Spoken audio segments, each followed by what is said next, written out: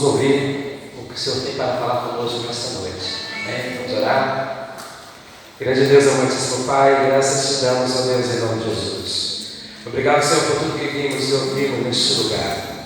Agora, Pai, queremos ouvir, ó Deus, a Tua voz. Aleluia. Através, ó Deus, do Teu servo, Pastor Bernardo, usa com o instrumento da Tua vontade nesta noite, Pai. Mas, em primeiro lugar, quebranta-nos, ó Deus, para que possamos, ó Deus, ouvir e entender a Tua mensagem. Fala conosco, como Tu já vem falando através dos louvores, através da dança. Fala conosco através da Tua palavra. É o que Te pedimos, ó Deus, e já Te agradecemos em nome de Jesus. Amém. Boa noite, gente boa. Boa noite. Não fala nada. Então, boa noite para vocês, tá bom? A gente está com uma responsabilidade aqui de conversar sobre a importância da nossa caminhada, da nossa jornada aqui no céu.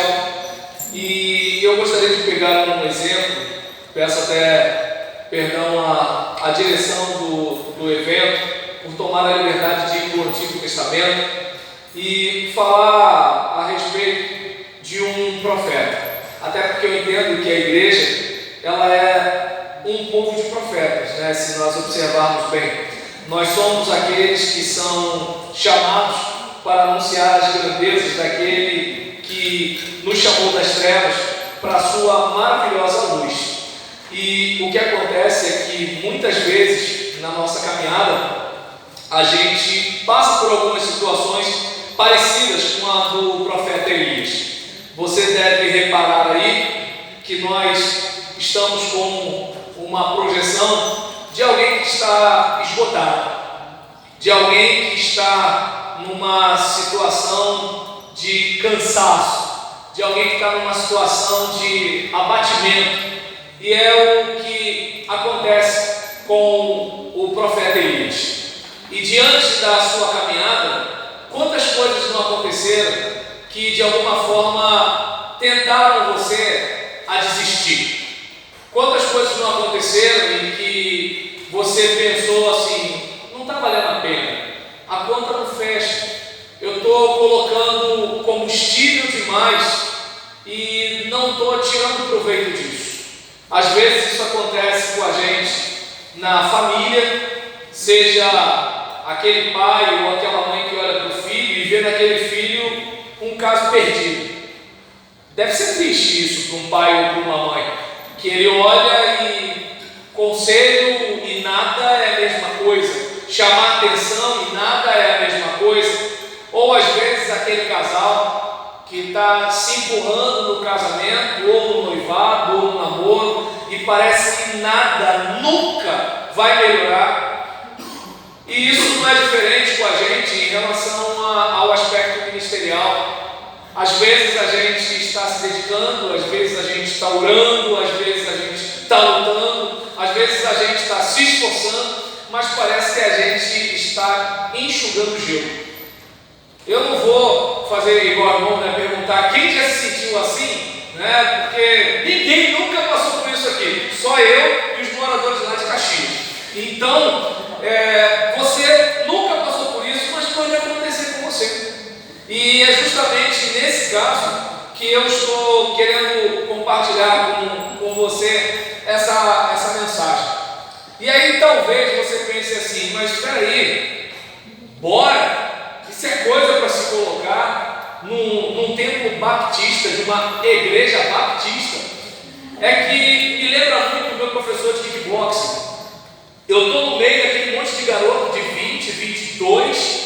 Agora eu estou com 45, mas na época eu devia estar com mais ou menos, se eu não me engano, acho que uns 42 anos assim. E era interessante que está aquela molecada correndo, contando em 1, e 2, e 3, e 4. E aí às vezes eu ficava ali e o brabo da flexão não era fazer 10 flexões, era desce, sobe, 1, desce, fica, meio, sobe. E aí quando chegava no 6, o tio aqui já estava derrubado. Ou então na hora do sparring, que a gente chamava de luvinha, imagina aqueles crioulos, né, com quase 2 metros de altura, os camaradas com o dobro do meu tamanho e metade da minha idade. E aí eu falava, o nome do meu professor Rodolfo, né, e eu falava assim, cara, não dá não, bora Julião, bora Julião, bora Julião. E é interessante que eu ficava perplexo com a capacidade que eu tinha, apesar da idade, apesar do aspecto físico, apesar de não ser aquele camarada com experiência, até porque assim, eu fui porque eu precisava aumentar a testosterona devido a uma dificuldade de fertilidade, funcionou, né? Estou com um filho agora de 2 anos, depois de 19 anos de casar, então eu fui para a atividade física, não para ficar com o corpinho do verão, se bem que eu sou tipo Denzel Washington, né? Mas agora, não sei porque quando eu falo que eu pareço com Denzel Washington, o pessoal me, não sei porquê. E aí, diante de uma situação dessa, onde eu quero chegar? Haja o que houver, você pode contar com Deus. Amém. E isso, quando aconteceu o episódio de Elias, ele estava daquele jeito assim, olha, nada mais adianta, parei, já deu, uma coisa mais ou menos assim. E eu fico imaginando na minha versão roberlaniana da voz de Deus, bora Elias, bora Elias, seu ministério ainda não acabou, a sua história não acaba aqui, você ainda tem muita coisa para fazer e você vai voltar pelo mesmo caminho de onde você veio, porque Deus não é pai de amamãezado, Deus não cria a gente com Neston, Deus não cria a gente com cremogema, Deus cria a gente com mocotó, com feijoada, com pau na moleira, é sangue nos olhos e faca nos dentes, tá ok? E aí nesse caso, eu queria que você prestasse atenção no primeiro livro dos Reis, capítulo 19, versículos 3 a 5. Eu não coloquei texto bíblico no slide de propósito, tá bom? Para a gente conversar a moda antiga.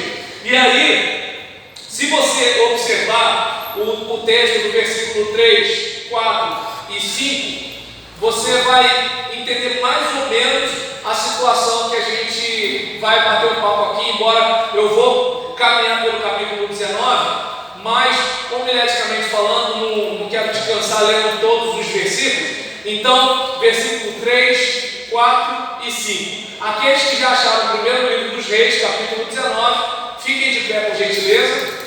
Quem não achou, levanta não, gente, é feio. Primeiro acha o 19, aí levanta. Tá? Se você tiver sem Bíblia, tudo bem, fica perto de um crente.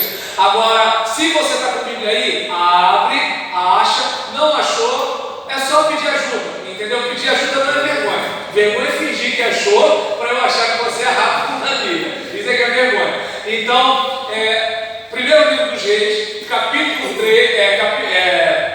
19, versículos 3, 4 e 5. Os irmãos podem ler, por gentileza? Temendo, pois Elias levantou-se e para salvar sua vida se foi e chegou a Beceba, que pertence a Judá, e ali deixou seu moço. Ele mesmo, porém, se foi a Beceba, caminhando um dia, e veio e se assentou debaixo de um zimbro, e pediu para si a morte, e disse: basta, como agora, ó Senhor, a minha alma, pois não sou melhor que meus pais. Deitou-se e dormiu debaixo do zimbro, eis que um anjo tocou e lhe disse: levanta-te e come. E aí os irmãos podem sentar. E eu gostaria que você guardasse isso no seu coração. Você pode contar com Deus. Você pode contar com Deus. E o que acontece aqui com Elias? Primeiro, a gente vai reparar que ele fugiu para quê? Você leu aí agora. Elias fugiu para quê? Versículo 3, estou dando a pista. Isso, mais do que isso, assim você não vai ganhar um tênis Montreal. E aí, ele fugiu para salvar a vida. Mas observe bem que quando ele, no versículo 4, ele ora pedindo o quê? Ele fugiu para salvar a vida e ora pedindo a morte. E aí eu fico pensando, o que aconteceu na cabeça de Elias nesse instante? Como pastor, eu me identifico um pouco com ele. O povo está na idolatria. E se tem um negócio que, assim, desculpa, pastor Gerson, eu tenho que falar. Marcelo, quando você estava lendo a Bíblia ali, teu pastor estava babando em cima de mim. Ah lá, olha ele, né? E aí, nesse caso, aí eu falei com o pastor Gerson, pastor, deve dar gosto de ver, né? Porque num tempo de uma juventude vendida ao pecado, você vê uma pessoa, pelo menos não sei quem é você quando ninguém está olhando, depois a juventude me dá a planta aí, entendeu? Mas aos meus olhos, tá, juventude, aos meus olhos ele parece gente boa. E aí, assim, a gente olhar, né, o interesse dele, né, pela palavra e tudo, isso é bacana. Só que não é bem assim na nossa caminhada. Não é bem assim na nossa caminhada. A gente muitas vezes vai ver o seguinte: puxa vida, a gente tenta puxar, a gente tenta fazer, a gente tenta não sei o que lá, pelo menos abrir aqui o meu coração como pastor. Tem gente que eu olho e eu só penso assim: quando vai dar errado? Eu não penso se vai dar errado, porque a pessoa está indo para a boca do mundo. Ela parece aquele coelhinho brincando na frente da jiboia. Às vezes eu vejo meu filho, eu falo: cara, você parece crente. Ele fica pulando no sofá, senta de costas para o braço do sofá, ele acha que não vai dar nada para ele. E tem crente que age assim, está caminhando com os braços de Satã, como se nada tivesse acontecendo. E aí, numa hora dessa, tem que se colocar no lugar do profeta. O povo está na idolatria. Eu faço um desafio. Pode chamar os outros profetas, e eu vou também estar ali. O Deus que responde com fogo é Deus. Todo mundo conhece a passagem. Todo mundo aqui conhece a passagem. E aí, qual é o Deus que responde com fogo? E aí todo mundo fala: só o Senhor é Deus, o Senhor é Deus, o Senhor é Deus. Nessa hora o profetinha pensa assim: chegou o avivamento. Ele pensa o quê? Agora vai. Vem aquela sensação: já estou até vendo Jezabel chorando, Acabe de joelho dobrado, Senhor me perdoa. Só que a tal de Jezabel fala o seguinte: esse cara vai morrer. E aí ele foge. E ao mesmo tempo que ele foge, você percebe que assim, raciocina comigo, aquele instinto assim: vou me preservar. Mas chega uma hora que a vida não tem mais graça. Eu estou parecendo João Bobo. E aí eu não sei se você consegue se identificar com o profeta, mas eu não sei também se você percebe que Deus não tem peninha do profeta. Então desculpa dizer isso para você: Deus não tem peninha de você.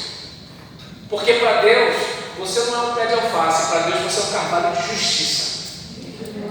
Para Deus você não é como a folha que o vento leva. Não. Para Deus você é um guerreiro. Para Deus você é um valente. E não tem como forjar valente numa rede tomando água de coco. É na luta, é no sofrimento, é na batalha, é no gemido. E aí, diante de uma situação dessa, onde eu quero chegar nessa hora aqui? Que muitas vezes você vai ter aquele sentimento assim: será que ninguém está vendo o que eu estou sofrendo? Será que ninguém está vendo a minha lágrima? Essa gente não tem coração. Será que minha mãe, ou meu pai, ou meu pastor, ou minha ovelha, será que meu líder, será que a minha líder, será que meu patrão, será que meu empregado, sei lá, fica aquela sensação assim: será que ninguém vai olhar para mim e falar assim: que dó? Só que aparece o anjo, e o anjo dá uma assistência, o anjo aparece para ele, né? E assim, toca nele. Só que não parece que o anjo está igual a minha esposa acordando meu filho. Mozinho, neném, não parece que está desse jeito. Parece que é o seguinte: entendeu? Eu vou fazer um negócio tipo pregador, né, pentecostal, bate no ombro do seu irmão e fala para ele: tá entendendo? O anjo está: eu sei que você é batista, você não bateu, eu entendo, respeito. E aí, nesse caso, por quê? Ó, você enfiar a cabeça no buraco não vai resolver o problema. Você ficar no canto não vai resolver o problema. Você ficar prostrado não vai resolver o problema. Se entregar não resolve. Eu costumo dizer para o meu filho, eu sei que ele não entende, mas eu falo para ele, as vítimas não vencem. E eu gosto de uma outra frase, a vida é dura para quem é mole. E é interessante, não sei como ele percebe isso, mas quando ele cai na frente da mãe, ele é um. Quando ele cai na minha frente, ele é outro. Quando dói mesmo, ele vai chorar. Mas quando dói mais ou menos, ele olha para a minha cara, eu bora.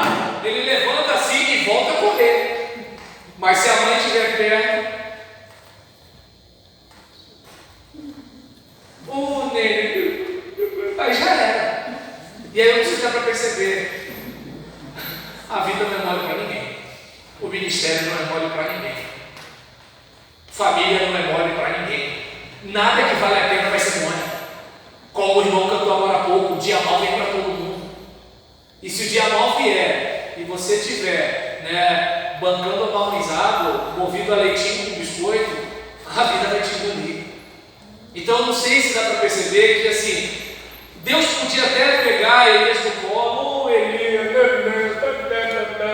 chama Jezabel de feia. Deus até podia fazer isso, mas Deus sabia que se ele fizesse isso, Elias não seria um grande guerreiro.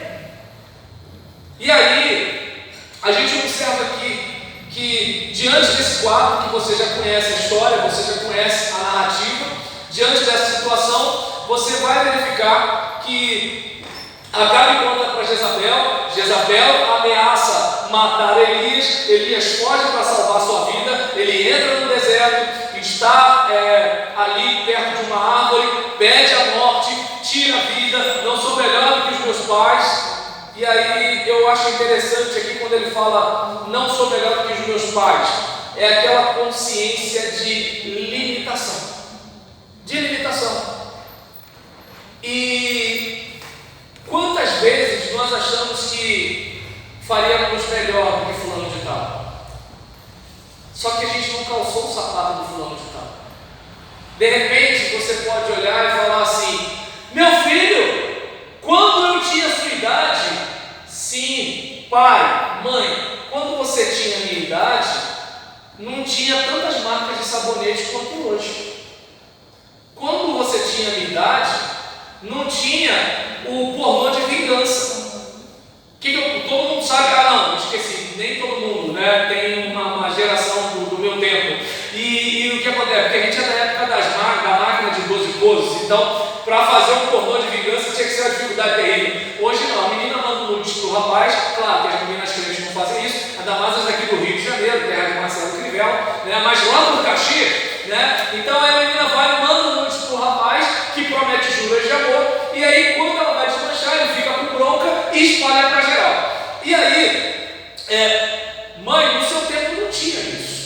Tinha um cara que falava peguei, e às vezes nem tinha pegado. Era o máximo que acontecia. Hoje é diferente. Então, muitas vezes o pai ou a mãe vai olhar e vai dizer assim: eu faria assim.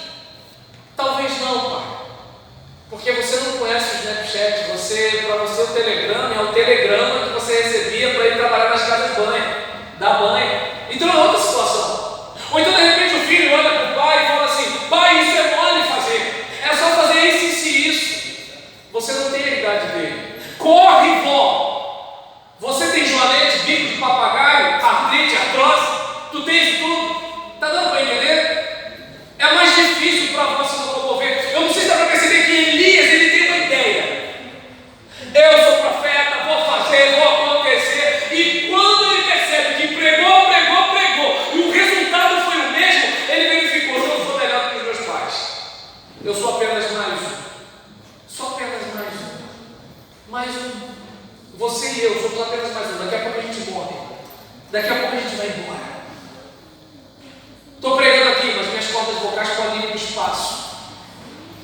Eu faço um chá com pão lá em casa com o meu violão, mas eu posso detonar todas as falanges dos meus dedos essa semana. Eu preparo mensagem, eu escrevo, eu leio, eu faço um monte de coisa. Posso ter um derrame, como ele fazia e não conseguir falar. Querer sair uma palavra, falar uma palavra e sair outra. Deu para perceber que nós não somos nada, só que a gente acha que é alguma coisa. Hoje, falando para jovens, eu estava falando para eles: a menina pode ser a mais bonita da rua, mas basta um acidente, desfigura o rosto. Acabou, ela não é mais a mais bonita da rua. E aí a gente olha para o caso aqui do profeta, ele está dizendo: eu não sou melhor do que os meus pais. Ele percebe que assim, ele fez um negócio fenomenal, Deus operou um milagre tremendo, ele fez e aconteceu. Era para todo mundo fazer o quê? Deus é maravilhoso, deixa Baal para lá e tudo, e assim por diante. E Lucas, fica tranquilo, tá? Que os 3 pontos é a aplicação, tá? Eu não vou te alugar, não. E aí, nesse caso, em relação a esse assunto aqui, eu gostaria que você pensasse que você pode contar com Deus, mesmo que as suas limitações atrapalhem. Deus, quando chamou você, Ele chamou você sabendo os defeitos que você tinha. Deus, quando chamou você sabendo que você ia falhar.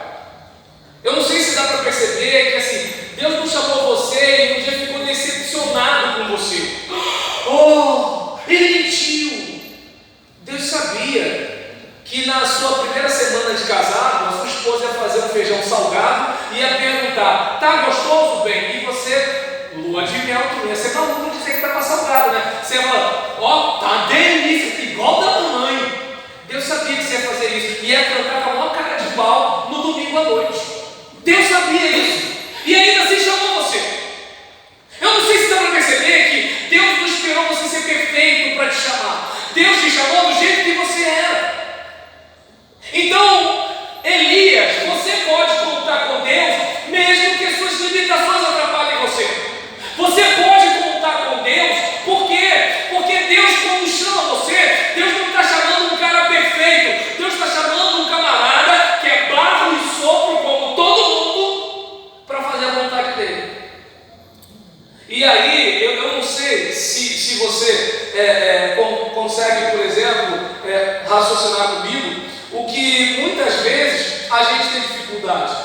A gente eu estava agora, antes do culto começar, conversando com o pastor Gerson, e aí eu estava compartilhando com ele, né, uma das dificuldades que, pelo menos eu, como pastor, tenho. É difícil para a gente assumir fragilidade, é difícil para a gente admitir fraqueza, né? E assim, é uma coisa complicada. Por quê? Porque todo mundo está esperando que nós sejamos os super-heróis, os ungidões que fazem e acontecem. Só que é o seguinte, gente, desculpa, o pastor também tem diarreia.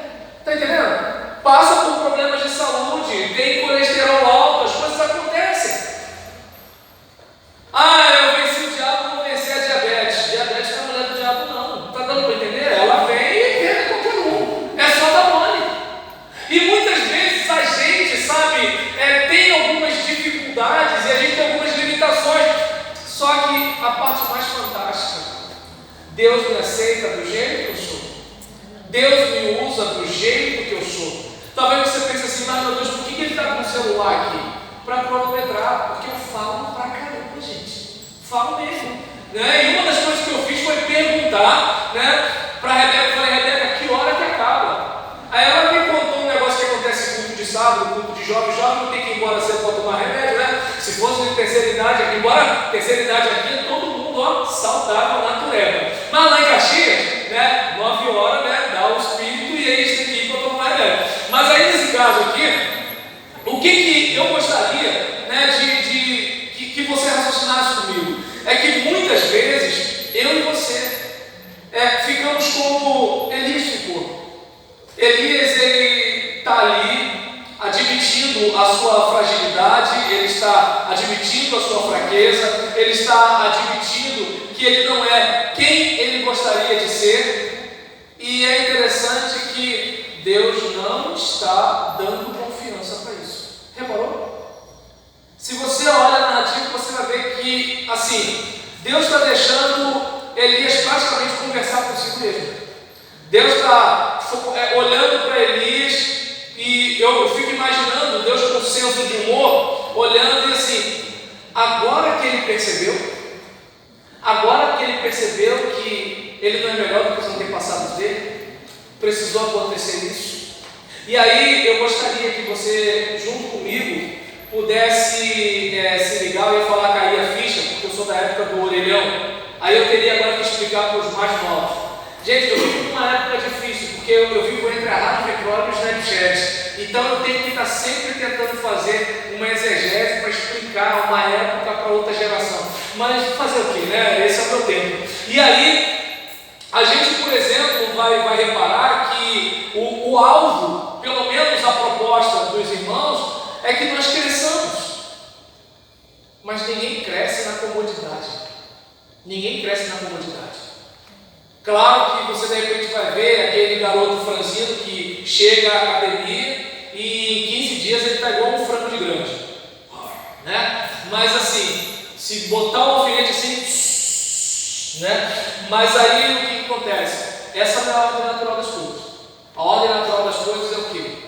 Você pega uma determinada carga de peso, sua musculatura não está acostumada, e aí vai começar a romper fibras musculares, e aquelas fibras que se rompem vão cicatrizando e o músculo vai crescendo.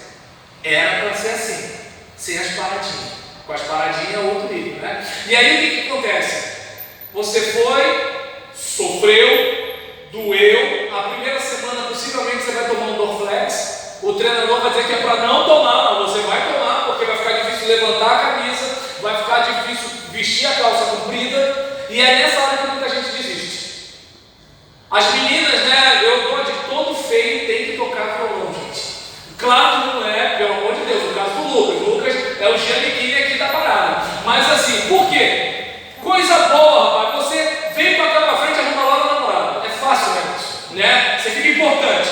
E aí, nesse caso, né, tem aqueles que não conseguem, né? Mas aí é outra situação. E aí, diante de um caso desse, às vezes as meninas começam a se aproximar, me ensina a tocar, como é que faz o sol? E aí o cara tão bobo vai tentar explicar, mas nos primeiros dias a menina começa a machucar o dedo aqui, e aí estraga a unha, machuca o dedo, dá bolha. Aí ela fala o quê? Que não tem dom. A questão não é não ter dom, é porque a gente sofre. Deu para entender? E então, eu não sei se dá para perceber que se eu e você queremos crescer, precisamos amadurecer e enfrentar o desconforto. Precisamos. É como, por exemplo, diante de muitas situações, quando a gente é pequenininho, a gente faz um desenho esquisito e os pais da gente fazem o quê? Ei, vai fazer isso no mercado de trabalho, está na rua, vamos chamar outro cara, você tem que fazer o melhor desenho que você puder, e às vezes o seu melhor ainda não é suficiente. Então, o que acontece com Elias? Ele se depara com a limitação dele, ele se depara com a fragilidade dele, e às vezes é nessa hora que a gente verifica o seguinte: e eu fico doente. Alguns irmãos que me conhecem sabem que eu estou há 3 anos me tratando de depressão, e algumas pessoas vão dizer, mas não parece que as pessoas confundem depressão com tristeza, depressão com frescura ou depressão com demônio, né? Então, como eu não estou aqui triste eu fiquei quando minha mãe morreu, né? Fresco eu acho que eu não sou, né? De repente alguém acha. E demônio eu também acho que não tenho, talvez eu também acho que eu tenho, sabe lá, né? Mas assim, diante dessa situação, o que eu percebi? Que eu posso quebrar. E quando eu percebi que eu posso quebrar, eu já não entro mais em qualquer guerra. Eu não dou atenção para indireta de Facebook. Eu não ligo mais para alfinetada. E eu sou gentil comigo mesmo. Não consegui. Vou tentar de novo. Mas não vou ficar cobrando de mim perfeição. E o que eu percebo? Que as pessoas que me julgam têm defeito tanto quanto eu. O que eu percebo? Que as pessoas que falam mal de mim também têm lixo debaixo do tapete tanto quanto eu. E o que eu comecei a perceber? Que eu estava tentando impressionar as pessoas quando eu, assim, estava cego, achando que eu era a pessoa que precisava satisfazer os interesses de terceiros, quando os terceiros também eram imperfeitos. Mas para isso, tá vendo? E aí nesse caso aqui, mas como por exemplo a Rebeca não me horário, né? Então isso aqui foi só para mim. Mas vamos contar aqui, não vou te dizer quanto tempo eu já estou aqui não. E aí, em relação a isso, o que eu gostaria que você pensasse? Que ele chega, ouve hoje falando com ele, para levantar, comer. Ele olha e vê ali um pão assado sobre brasas quentes e um jarro de água. Ele comeu, bebeu e deitou-se de novo. Então a gente percebe a necessidade de reposição energética e a gente percebe que a necessidade de descanso, consciência de limitação. Não dá para você fazer tudo o tempo todo ao mesmo tempo. Não tem como você agradar todo mundo, não tem como você saber o que todo mundo sabe. Não tem como, você tem limites. Elias, você tem limites, você não é melhor do que os seus pais. E aí precisou acontecer isso com ele. E aí ele está lá. O anjo volta para ele e diz: levante-se e coma, pois sua viagem será muito longa. O que pelo menos eu observo aqui é que haja o que houver na sua vida, você precisa concluir o que você começou. Você precisa continuar o que Deus deu na tua mão para fazer. É claro que uma hora você vai precisar parar, mas você precisa parar na hora que Deus disser para você: agora é hora de parar. Você não pode parar porque está com medo. Você não pode parar porque está cansado. Você não pode parar porque está difícil. Você só vai parar quando você terminar. E aí sim, você terminando, beleza. Quando que Elias termina? Ele termina quando ele chama Eliseu. Opa, é para mim? Ai, glória a Jesus. Oh, meu Deus do céu, amém. Então, glória a Deus, ainda bem que tem diaconato no meio dessa juventude. Opa, sem gravata, mas tudo bem. E aí, nesse caso, o que acontece? Diante dessa situação, quantas vezes eu e você somos tentados a quê? Vou deitar, vou dormir, vou me prostrar. Eu gostaria de pedir a você: não se entregue na hora da angústia. Não se entregue na hora da angústia. Você pode até fazer um recuo estratégico. Você pode até reduzir a velocidade, mas não se entregue. Sabe por quê? Pode parecer engraçado isso. Os irmãos estão aqui, está o louvor, está aqui, estou eu com a mente numa conta para pagar. E aí, de repente, você está aqui e fala assim: pô, esse cara está distraído, mas você continua cantando. Chega uma hora que o rádio, né, que eu sou do tempo que o rádio não era na internet, era no dial. E no dial ficava até que dava sintonia. Aí mandaria tempo bom, né, irmão? Quando a gente amarrava o cachorro no inglês, mas não volta mais. E aí, nesse caso, o que acontece? Até que eles pegaram a mesma frequência. E isso acontece. Você está aqui cantando, um está olhando para lá, o outro está olhando para o teto, o outro está ali, até que de repente chega uma hora que eu não sei como, parece que o remédio pega na veia e você, opa, consegui pegar o cara. Vocês sabem que isso acontece. Agora, se você parasse na primeira cara de, como dizia minha mãe, de um xoxo, como é que é ser? Imagina, você vem para cá para frente cantar e em vez de você contagiar a congregação, é a congregação que te contagia. Aí você vai, quer saber? Quero cantar também não. Me dá minha bola, parei. Tá dando para entender? Não! Você tem que ir até o final. Imagina, você sai 5h30 da manhã, tá aquela chuvinha fina, e aí você fala assim: hoje não vou trabalhar. Como é que vai ser semana que vem? Como é que vai ser mês que vem? Como é que vai ser ano que vem? E aquele presente que você já prometeu para o seu filho? E ele vai cobrar. Deu para entender? A mulher já está fazendo conta com o teu pagamento, velho. Já sabe que vai aumentar o teu salário. Então não tem como correr. Agora as pessoas, elas olham para a vida espiritual e elas não tratam da mesma forma. Gente, quem não luta pelo que quer não consegue nada. E aí talvez alguém diga: não, mas eu vivo pela graça. A salvação é pela graça. O seu crescimento não vem de graça. A salvação é pela graça. A edificação modificação, não.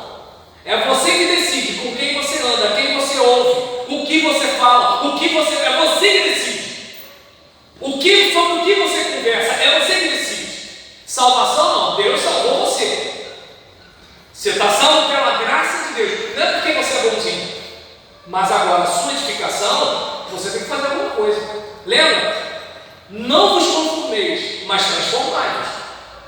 Se fosse Deus, ia dizer o seguinte: Deus não vai deixar você se conformar e Deus vai transformar. Não, fala, não vos conformeis, mas transformai-vos.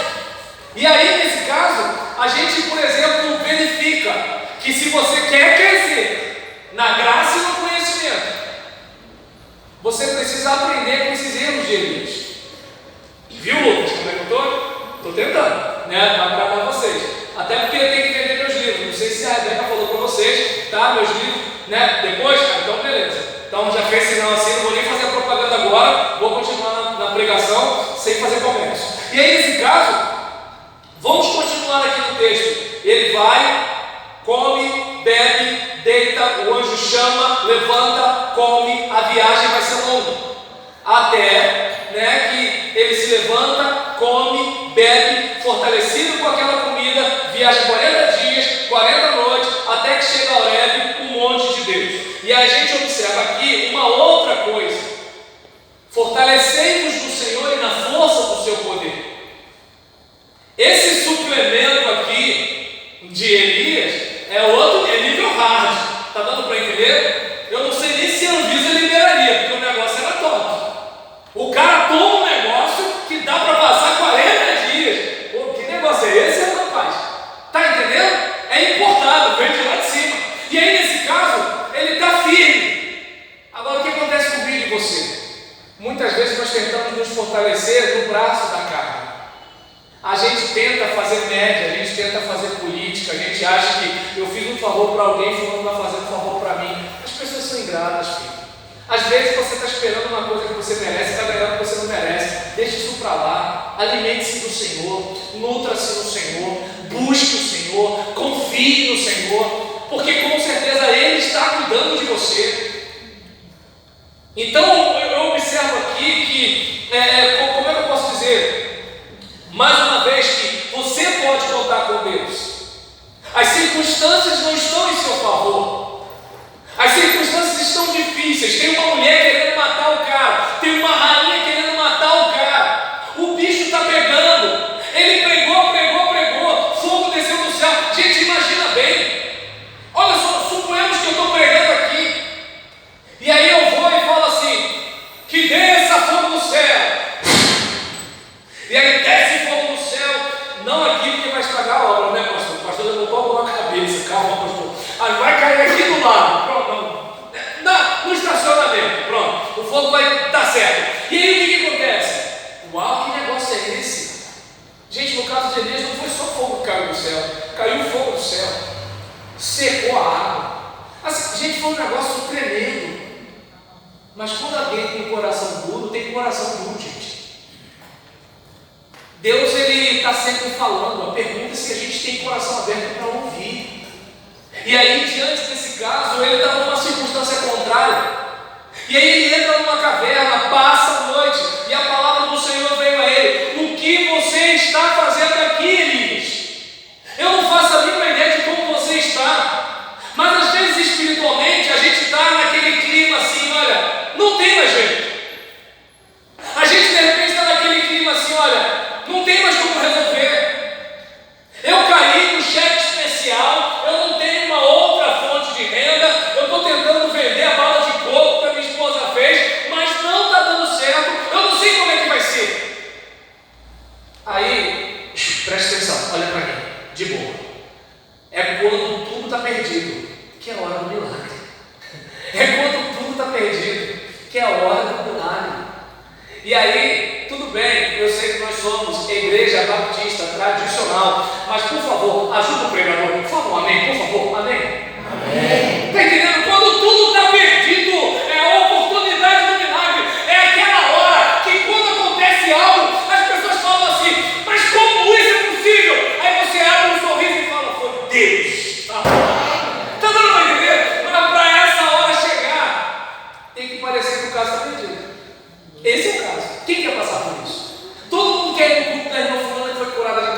comer bolinho, tomar caldo verde, todo mundo quer isso. Mas para ter aquele culto de gratidão, aquela irmã passou por noites escuras. Para a gente ter aquela festa, teve gente que chorou e orou com lágrimas. Eu não sei se dá para perceber. Eu tenho um outro sermão, eu gosto muito de tema assim, porque eu sou muito culto. Tem um tema de um sermão que eu, vez por outra, eu gosto de lembrar dele. Antes da alegria do berço veio o sofrimento do parto. É isso mesmo, entendeu? Eu sou meu médico, sou culto. Entendeu? Antes da alegria do berço veio o sofrimento do parto. Aquele bebezinho, bonitinho e tudo. Quem já dormiu do lado de uma grávida sabe como é que é o negócio. Vou falar. Parece que tem um alien ali dentro daquela barriga. Aí a mulher senta, aí ela deita, aí fica aquele negócio assim, né? Aí aquela coisa toda, tudo tal, aí ainda tem parto, e ainda mais a gente que tem o SUS credo, né? Ou então upa, né? E aí nesse negócio assim, o atendimento é daquele jeito, mas depois parece que a mãe esquece de tudo quando vê aquele bebezinho ali. Aí eu gostaria que você pensasse na sua luta e na sua vitória dessa forma.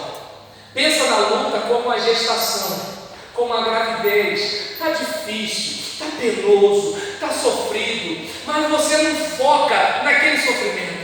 Você foca no resultado, você foca no parto, você foca naquele nascimento, você foca naquele dia das mães, aquela criança fazendo tudo errado e você batendo palma. Já viu festa de criança na igreja? A tia fala, vai para lá, eles vêm para cá, roda para lá, eles rodam para cá, a mãe está chorando e no final todo mundo bate palma. Vai você fazer a mesma coisa para ver o que acontece contigo. Pastor Tio, fulano domingo à noite não, bota ele segunda-feira de manhã. O troféu não vai matar ele de vergonha. Agora a criança é um show. Deu para entender? Mas para isso acontecer, teve aquela gravidez. Às vezes de risco. E aí a gente observa o seguinte: o que você está fazendo aí, Elias? Sai da caverna, Elias. Para de mimimi, Elias.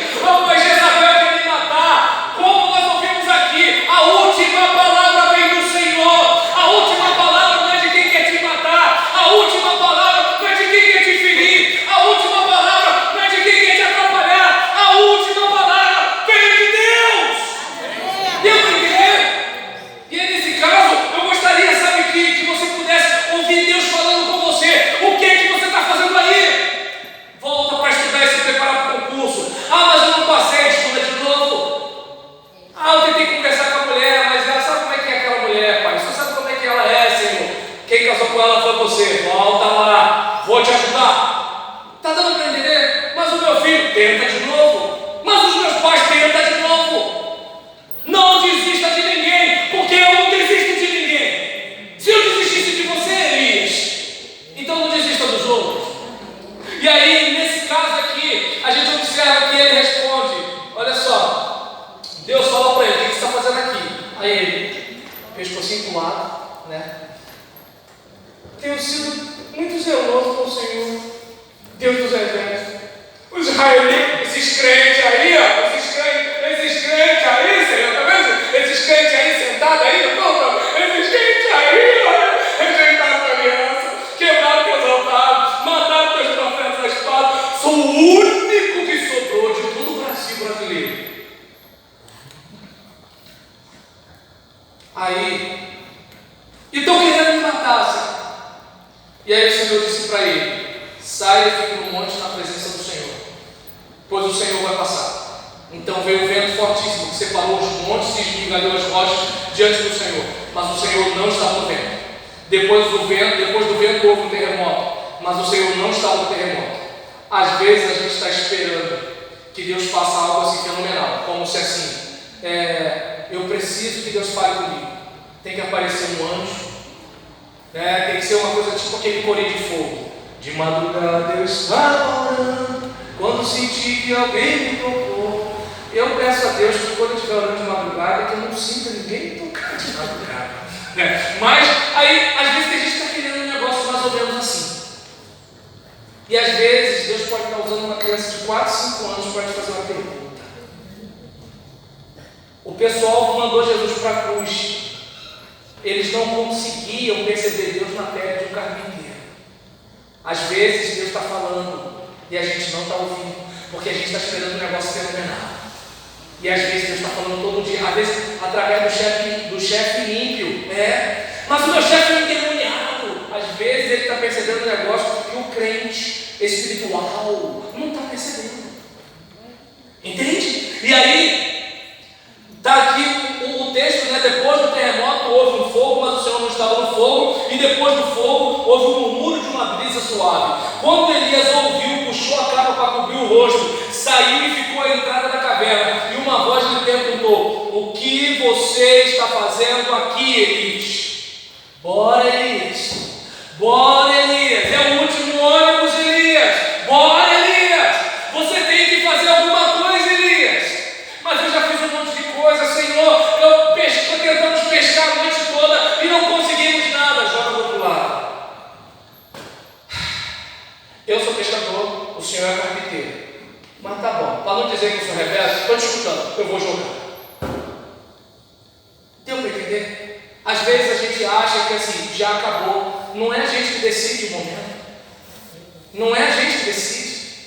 A nossa parte é fazer a nossa parte. A nossa parte é tirar a pedra, ressuscitar Lázaro é com Deus. O problema é que a gente quer ressuscitar Lázaro e quer que Deus tire a pedra. Ou seja, o que é para a gente fazer, a gente quer que Deus faça. E o que só Deus pode fazer, a gente fica ansioso, nervoso, irado, porque a gente quer resolver. Tem coisa, filho, que não está no seu alcance.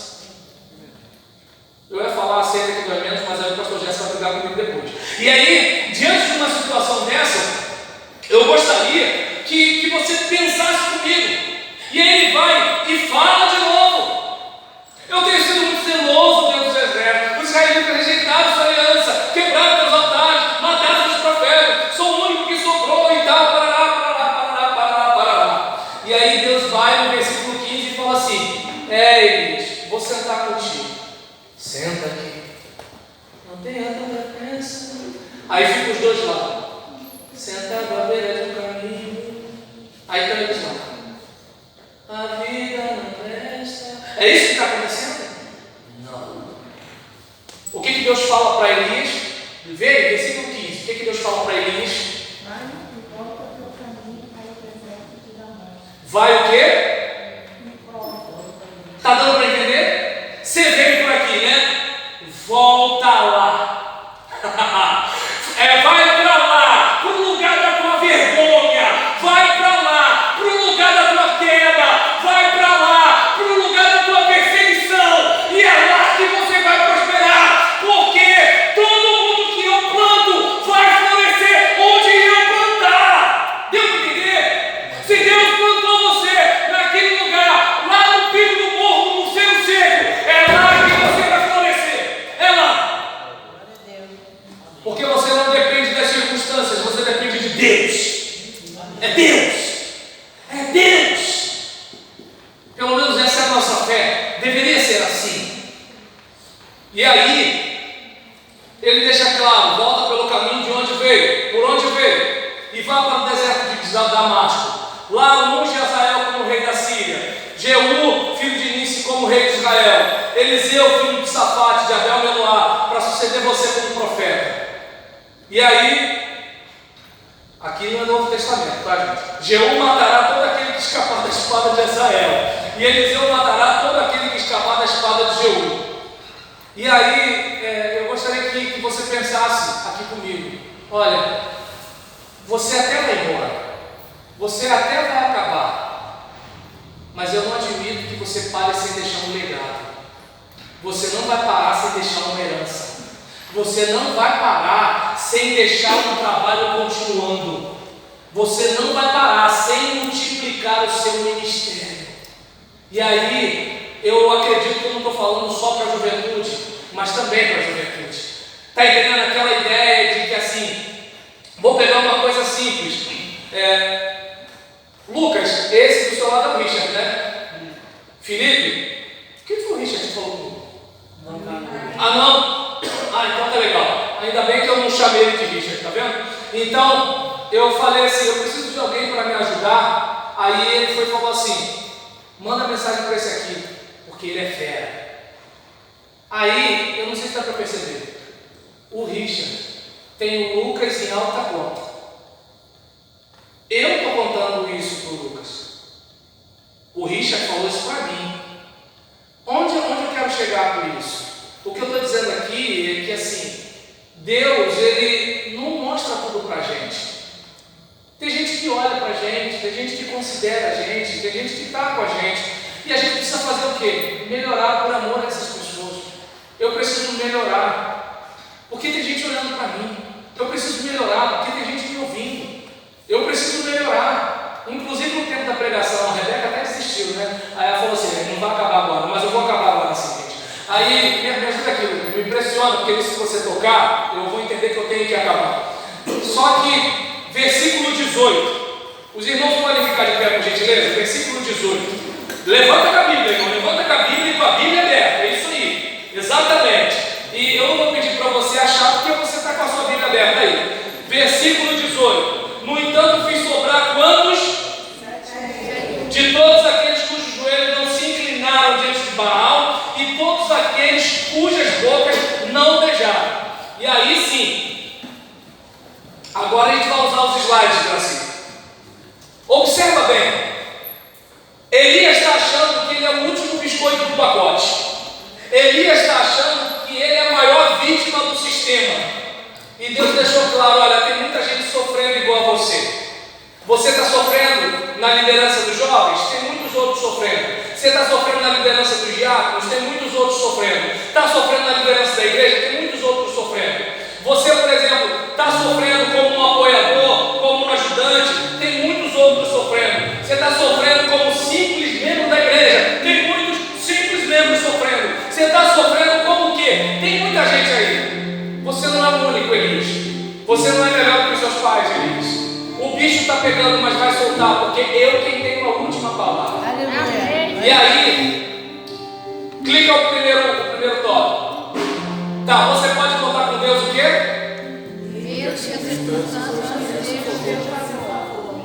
Bem, como eu já preguei, e agora, mesmo que o pastor Gerson fale para eu ir embora, eu já preguei mesmo. Então, vamos falar mais forte, gente. Estão com fome? Beleza. Agora vamos lá. O que está escrito aí? Você pode contar com Deus desde que as circunstâncias não estejam a seu favor.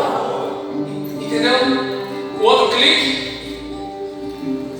Você pode contar com Deus desde que as pessoas não vejam como palavra. Mais um clique. Você pode contar com Deus desde que as suas habitações trabalham. Você pode falar para o seu vizinho, você pode contar com Deus. Então, ó, bora. Sei que os teus olhos sempre atentos permanecem em mim, e os seus ouvidos estão sensíveis para ouvir meu clamor.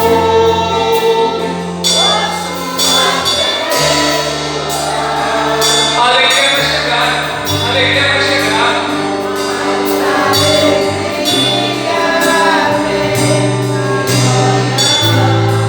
É Deus de terra, aleluia.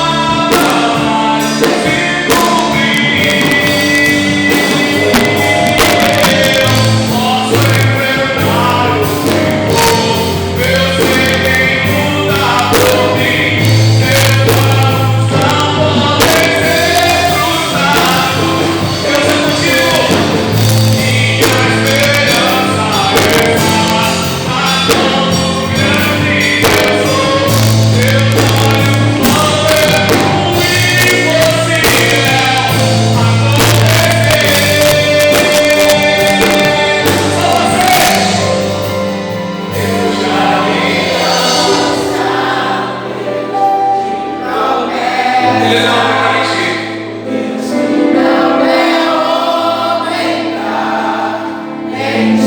Tudo vai passar.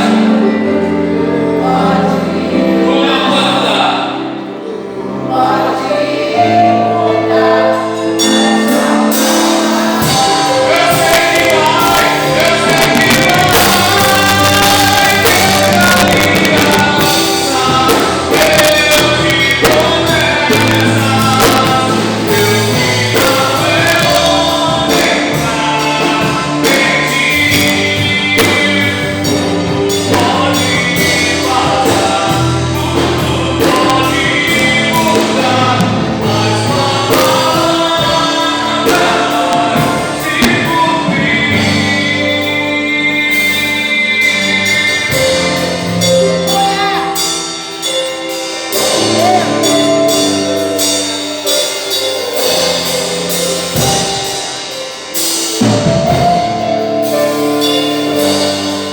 Feche seus olhos.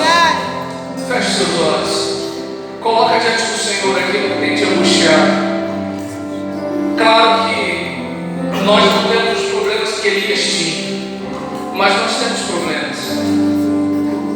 Nós não estamos desistindo de algo como Elias estava, mas às vezes a gente pensa em desistir.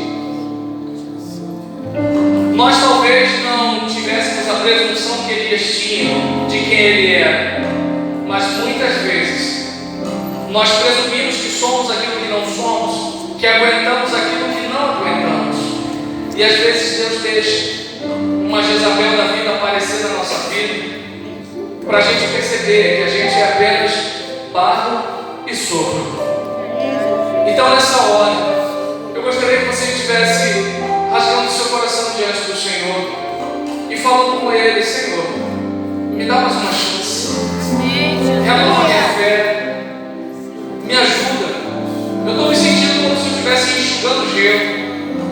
Está difícil lutar contra essa enfermidade, está difícil chegar na minha casa e ver minha esposa daquele jeito, está difícil chegar e ver meu marido daquele jeito, está difícil ver o meu noivado quase acabando, está difícil ver o meu filho do jeito que está e parece que nada vai mudar. Ah, Senhor, às vezes eu olho para o meu ministério e parece que eu não vou dar sorte no meu ministério, parece que eu sempre vou ter esses problemas. Eu não sei o que está na sua mente, eu só sei que você pode contar com Deus. E se alguma coisa que foi falado aqui, Deus usou para falar com você, sai do seu lugar e vem aqui à frente para a gente orar. Abre o teu coração, vem aqui. Eu quero orar por você. Eu quero orar por você. E vem com o coração aberto. Vem falando: Senhor, trata do meu pensamento, trata das minhas emoções. Eu creio que Deus pode fazer você voltar aqui renovado, cheio de sonhos, cheio de planos. Eu creio que Deus pode ungir os seus olhos e você perceber que os carros e cavalos do Senhor são muito mais do que os carros e cavalos do inimigo. Eu creio que isso pode acontecer. Sai do seu lugar, eu quero orar por você. Se você está passando por uma dificuldade, eu acredito que agora é o tempo do milagre. Você vem? Você vem para a gente orar? Você vem para Deus tratar contigo? É você e Deus. E eu fiz a minha parte, mas eu não posso fazer a parte de Deus. Deus pode tratar com você, mas esse simples gesto de vir aqui à frente é um gesto de humildade. É você reconhecendo que algo precisa mudar. É você reconhecendo que Deus falou com você. É você reconhecendo que esse trabalho da juventude foi usado por Deus para Deus trabalhar na sua alma. É a sua resposta de fé. É você e Deus. E eu gostaria que você estivesse pensando nisso. Querido Deus, eu tenho aqui, Pai, os teus filhos. Eu tenho aqui os teus servos. Eu não faço a mínima ideia, Pai, de quais são suas lutas. E nem preciso saber quais são, até porque eu não tenho poder para ajudá-los. Mas, ó Deus, eu sei que eu estou falando de um Deus que tudo pode.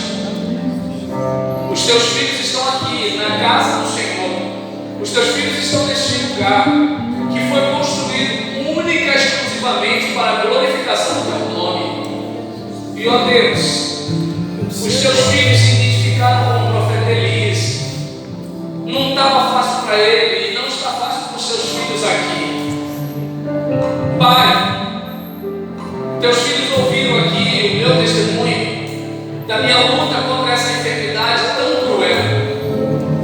Mas, ó Deus, os teus filhos viram que assim como o Senhor tem sustentado a minha vida e sustentaste a vida de Elias, o Senhor nos convida nessa noite para uma aventura de fé, uma jornada de milagre, onde os teus servos vão tirar força da fraqueza, alegria do sofrimento, paz nos momentos difíceis, porque a mão do Senhor está sobre eles.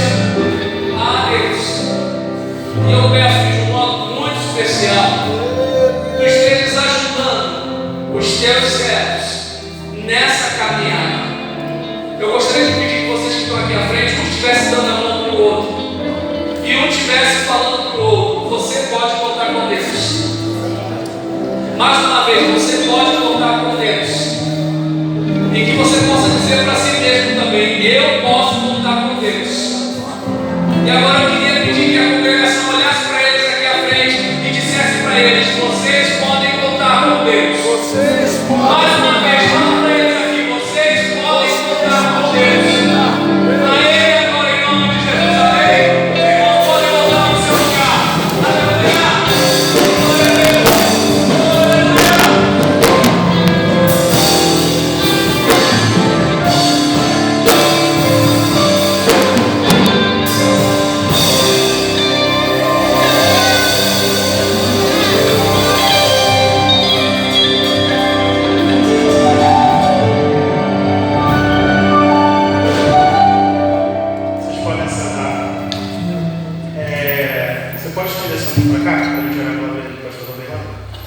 Deus, muito obrigado, Pai, pela vida desse homem, Senhor.